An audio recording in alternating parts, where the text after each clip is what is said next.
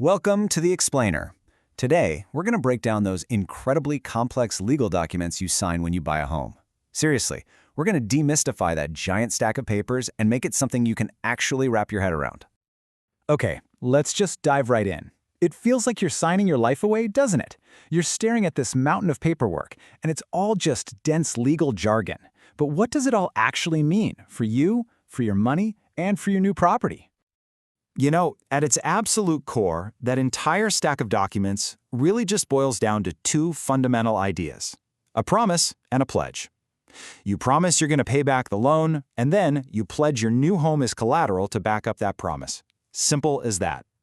But first things first, before we even get to the loan itself, we've got to talk about a foundational concept. Pretty much every single property out there comes with some kind of, legal baggage attached to it.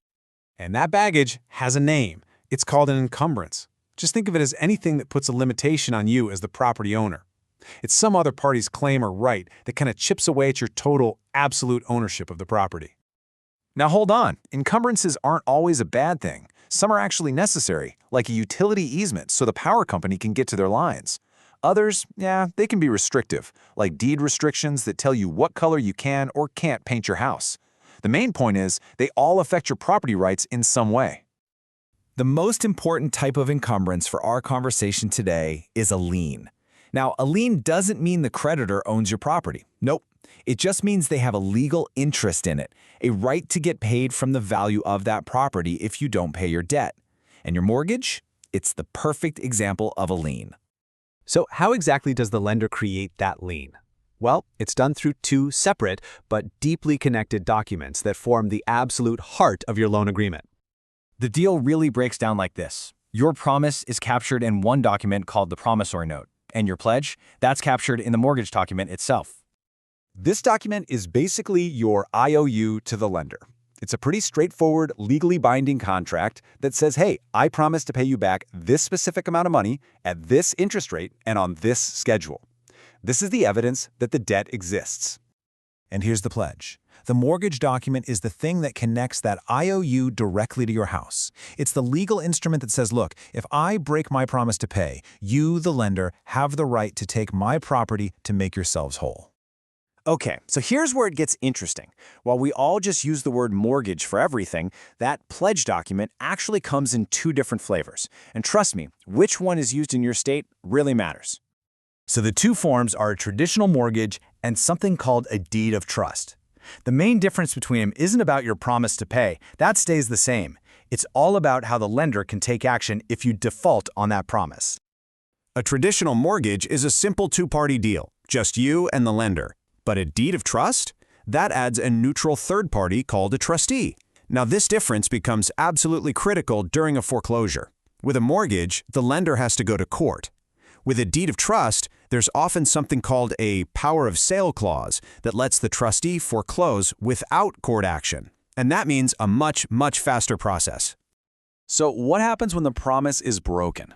Well, that's when the security instrument, the mortgage or the deed of trust, kicks in. And that's when we get into the really serious territory of foreclosure and other high-risk situations. Foreclosure. This is the ultimate consequence of a default. It is the legal process where the lender enforces their lien. The property is sold, usually at a public auction, and the money from the sale is used to pay off the rest of the debt you promised to pay back in that note. It's also super important to be aware of alternative financing methods, like a contract for deed, which is sometimes called a land contract. In this setup, the seller basically acts as the bank and keeps the legal title to the property until you've made every single payment. It sounds simple, I know, but it can be a really risky path. The risks here are just huge, and for both sides. The buyer could be making payments for years and then find out the seller went bankrupt and lose everything. On the flip side, the seller can have a huge legal mess on their hands if the buyer just up and stops paying. These deals just don't have the legal protections you find in a traditional mortgage. All right, finally, let's decode some of the most powerful fine print clauses. These things are buried deep in your loan documents, but they completely define the rules of the game between you and your lender. First up is the alienation clause, which you'll probably hear it called the due on sale clause. This is a powerful one. It basically prevents a new buyer from just taking over your loan.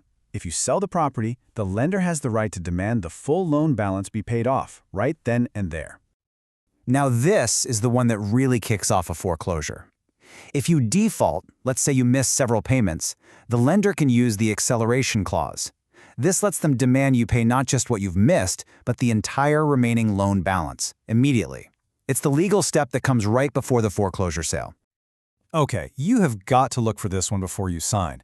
A prepayment penalty is a fee the lender charges you for paying the loan off too early, maybe through a sale or a refinance, and it can cost you thousands.